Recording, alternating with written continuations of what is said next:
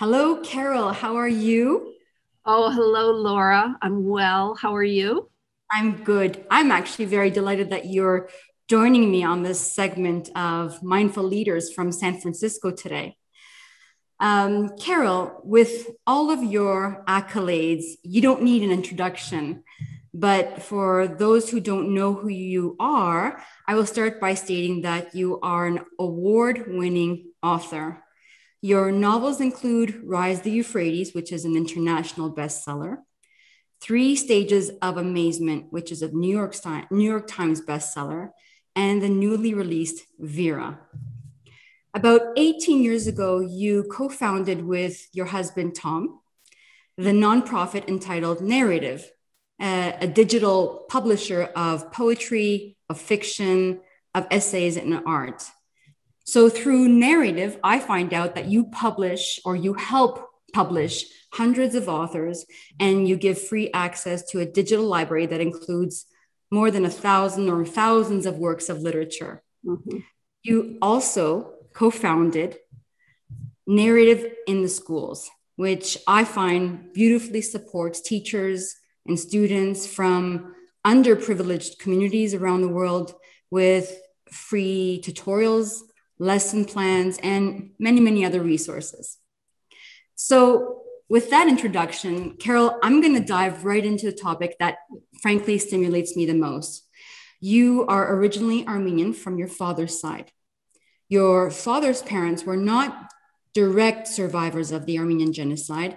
However, you grew up feeling that the genocide was always a part of you, so much so that you wrote your first novel, Rise the Euphrates.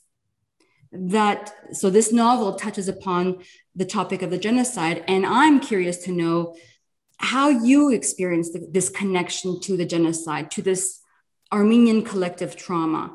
And perhaps you can use this opportunity to share with us your family history, especially your grandmother, Araksi. Well, thank you for having me. It's wonderful to be here. Both my grandparents came to America pre-genocide, but and settled in Connecticut. My grandmother was very much the center of the Armenian community in the Hartford area, New Britain, Connecticut area. Um, and of course, being at the center, so much of her work and their work was the collective healing uh, aftermath of the genocide as more and more people came over. And other members of my family were survivors of the genocide. So certainly that story moved through my childhood. Interestingly, my father married a Swedish woman. So the Armenian on one side, Swedish on the other, but my mother's family came over in the 20s, my mother was taken from her family and put in an orphanage when she was from 5 to 18. So one way to answer your question is to talk about themes that certainly move through my work of displacement, of being Odar, of being separated from one's homeland, from one's community, to be inside and outside. But it wasn't really until in my grandmother's house, the genocide was a given, as was all the fruits of the Armenian culture. And I think that's important that we talk about. So being Armenian meant to me through growing up, it meant the food, it meant the church, it meant the community, it meant family first. But it wasn't until my high school years, that I really researched the genocide and discovered it on my own, discovered what were those shadows that I'd grown up with that were never explained to me explicitly. I was a page in the US Senate when I was 16, and I began to research in the Library of Congress really going back to the primary documents that Morgenthau put forward of alerting the world, alerting the US to what was happening in the genocide. And that was a real awakening for me. And from that, I began to write my first novel, Rise the Euphrates, when I was in my 20s, that really talked about 3 generations of Armenians, the first generation having survived the genocide as a child, and legacy, what gets passed on from generation to generation. And it's, as so many have said before me, it's often the 3rd generation that begins to really tell the tale. So that's a little bit of my family story. So based on my research, about unresolved trauma and how unresolved trauma gets passed on experientially. I discovered that even if the trauma is not spoken or told, it's as though we're born into this, you can call it trauma-informed energy field, kind of like your sense of knowing of the genocide that you mentioned a little bit earlier and the legacy. So to evolve and to transform, especially to transform ourselves, it means that we have to face our past, to know ourselves in connection to the past, and to perhaps unlock our own potential, kind of like having a choice to write our own future. We know what's happened. We can't really change what's happened to us, in the past, but we can change the way we write our future. What are your thoughts about this? Well, I'm a storyteller. So to me, what I'm looking is always for the linkages, the complexities of how and why we do what we do. There's the gift that we Armenians have is begins with the way we tell our stories. Garujigar, there was and there was not. Implicit in the way we begin our stories is, here is what is, and here is what was taken, or what wasn't given. And from the first line of every story, you have the shadow and the light, right? And there's a line in Rise the Euphrates that I think speaks to what you're talking about. To make a new life, you must hope for the future and remember what has been. And certainly to remember what has been, to honor who comes before us, is so important. But that also, that sense of hope, that sense of creating new stories. And one of the things that literature gives us that we don't get from the news, the news tells us who, what, where, and when. And in story, we get to talk about the how and the why. How does my story link to your story? What are the universal truths that move through all of us? Those are the kinds of connections I'm looking for in the stories I tell. So connections is one thing. I'm also interested in the sense of wholeness, the feeling of complete, if there is something like that. Many of our parents and grandparents did not have a chance to process the genocide, nor had the chance to spiritually acquire that sense of wholeness. Do you feel that the work that you have done, or through your research and your writings, this journey that you've taken has, helped you personally experience a sense of wholeness for which many of us still search for? Well, that's a big question, Laura. I think that's a life's work, is finding wholeness. In my work, both as a writer, an artist, and in my work with narrative of putting forward other voices, new voices, bringing forward, mentoring our younger writers, bringing stories to schools around the world. I think two things guide me: the sense of discrimination, and by discrimination, what I mean is being unafraid to look at what is true, unafraid to look at what is complex in all of our natures, what is complex in the world today. And that's saying a lot, because there's a lot of complexity in the world today. And the tendency when we're being so bombarded by events is to go to the extremes, to lose nuance and just go to black and white, what is true, what we're for, what we're against. But stories move against that. We're looking for the gray areas. We're looking for the nuance. And the other side is generosity. How many gifts can a novel give a reader in terms of entertainment, in terms of inspiration, in terms of illumination? So I'm always looking for that, both in my life and in my work. And then, of course, I'm a mother of 3 daughters. So I'm always mindful of what am I passing on to them? What story am I giving them? So wholeness, I think wholeness is a life's work, but it's a daily practice, isn't it?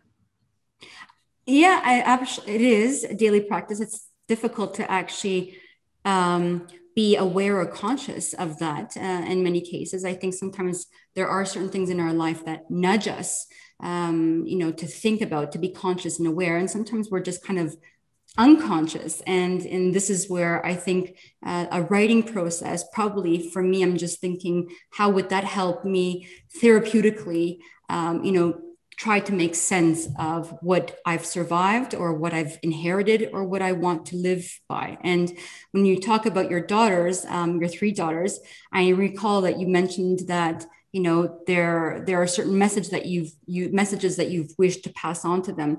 I'm not sure, but maybe you can remind me what those messages were that you want to pass on to your girls as women, as a mother, as the extending the legacy of your life, your father's life, and your grandparents' life. Well, I think one lesson that I've probably hit home to them way too many times, but is the sense of you get to tell your own story. You don't get to decide what fate hands you. And certainly as Armenians, fate has had a heavy hand on the past. And we don't get to change that, but we do get to decide how we hold our story and how we tell our story, and that is in the bigger picture of the greater story, but it's also in the story of one's day. At the end of the day, what are the aspects of what happened that you're going to amplify, that you're going to tell? Are you going to focus on the things that were painful, that were negative, or are you going to focus on a place of gratitude? Is there a mix? And in holding your story, in telling the story, there was a great line that Emerson said, "You become what you think about all day long." You become what you think about all day long. And I think that is in a nutshell something that I reflect on regularly. It's not to get rid of the negative. It's not to push it away, because to push it away gives it more power. But to welcome it, but also to welcome, to not let it wipe out everything else. Absolutely. This reminds me of the sense, the inner, how do I put it? The spirit of your novels. I mean, I haven't read your novel Three Stages of Amazement yet, but I have read your first novel, Rise, and I just recently completed the mesmerizing novel that you wrote recently, which is Vera. And I find that I personally had identified specific themes for me that were relevant, that in these 2 novels, the protagonists are women. There's a historical component to it. There's the family system dynamics. And you mentioned this earlier, the current of the orphan or the Odad. So, while you're talking about, you know, what you wish your legacy to be, or the messages you want to leave to your daughter, I'm just thinking, were these themes that I just mentioned that were resonant for me, were they also relevant for you, and why? Apart from the Odar aspect that we discussed, obviously, but I'm just thinking, you know, there's this historical component, the women, the perspective of the feminine. Those are pretty strong themes for me that resonate. So tell me what you would say. Well, you know, I'm always looking for a certain nexus in a novel where there is societal upheaval, or seismic shifts in society, where there is a political aspect, and where on the level of family and the main characters, there is a drive toward reinvention. You know, as I say that, those seem to me to be particularly Armenian themes, and of course they are. But they are the things that drive me to base a story. So in Vera, my current novel, it is a moment in 1906 San Francisco with the great earthquake and fire. It was also a moment when the mayor was about to be indicted for corruption. And in this story, you have a 15-year-old girl on the cusp of womanhood, and it's an adventure story. You know, we have so many stories that feature young men finding their way in the world. So I thought it would be fitting to write of a young girl.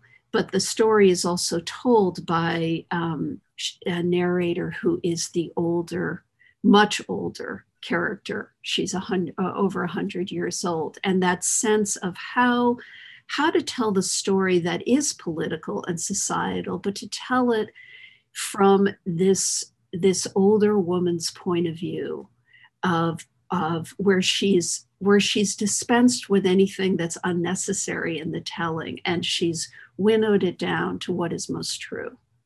And in that way, I think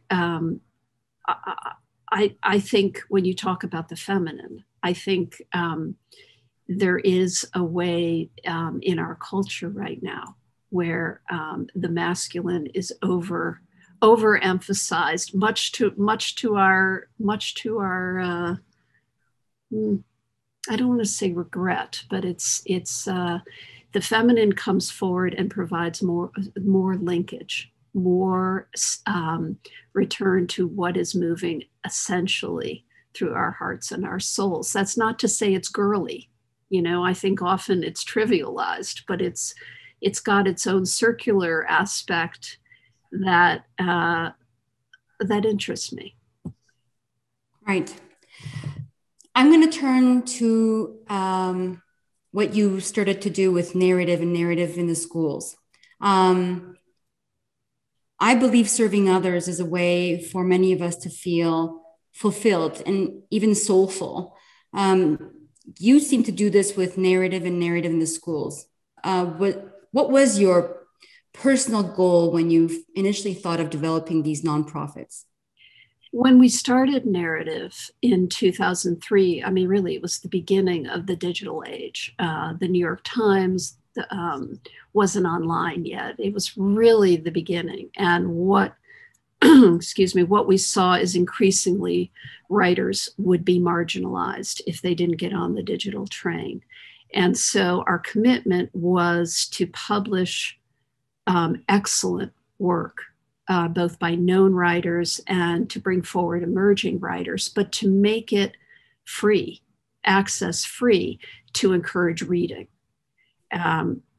And so here we are 18 years later, the Narrative, and it's narrativemagazine.com. I welcome all of you to look at it and read it.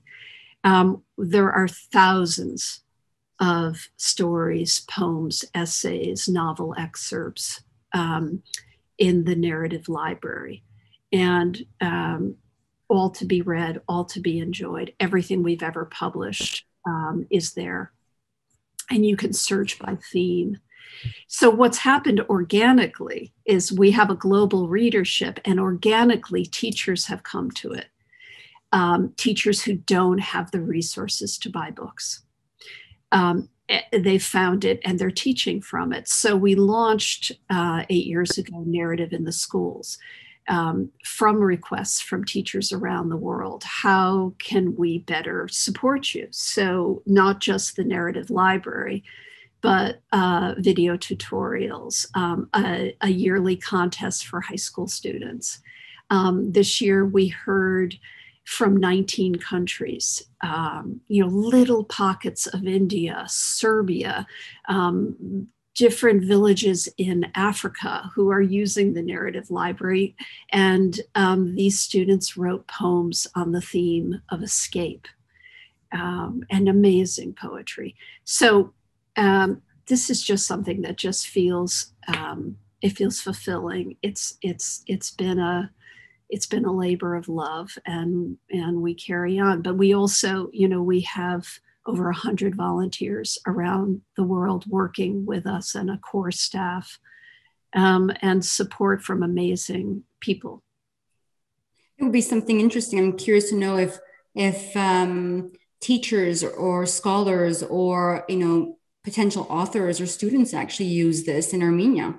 It would be something we should look into. We should look because if it's accessible and it's free, what a wonderful way to gain access to that amount of literature, and even potentially allow future authors to even submit potential publications if they meet that rigor, obviously. Right. But it's right. A wonderful resource, and I think it would be great for us to look into it here in Armenia.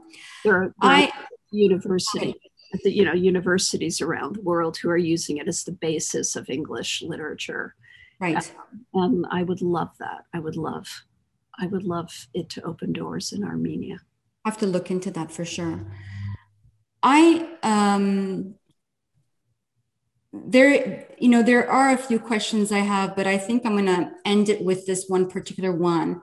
When I think of you, I think that you have a sense of, I listening to you, you give me a sense of, how do I put it? There's something authentic about you. You just, it's as though you live in your world. You're very generous in thinking for others, but you're also very authentic in the way you approach things in your life. It's not just your writing. It's not just the way you care for your family, and your history, even with the nonprofits that you've developed. Tell me, in a nutshell, and if this is a message you want to leave for me and for others, what does it mean to live authentically?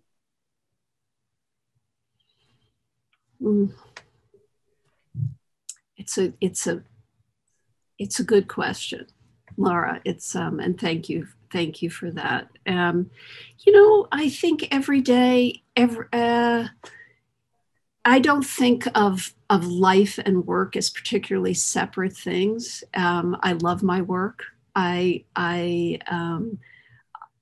feel lucky to have work that I believe in, that is a struggle every day. Writing is not an easy path. It's what I tell my students is, you're really cooking in a story where you're most afraid, where you don't know what is happening next, the story or what you're trying to get to is just a little out of reach, and you have to hold still and you have to be patient, and eventually you get there. That's how my days are shaped. So if we talk about authenticity, it's just doing the work and doing with it as much grace as one can find in a day. In stories, I love that word grace, and I don't mean it, I mean it in the sense of a moment when there is real connection, a moment when all the striving falls away, and there's just a moment where things are true and they shimmer with that truth. And if I can find that moment in a day, either with my family or in my work, it's a good day. And it's not every day. So a little bit of grace, I think we're all after, a little bit of that sense of coming home. You know, the other side of being Odar is home. And what I think that connects so many of us beyond the Armenian community, all the communities. You know, I think there is such a drive today to come home, to find home, whether that is a literal home or finding the people you feel support you, or finding the stories that bring you to a place that feels like home or a church or whatever it is. Coming home to oneself. That's a beautiful way to end this. Carol Edgaryan, you are a true inspiration, and I thank you for paving the way for so many of us to follow. Thank you, Laura. Thank you for having me. Thank you, Carol.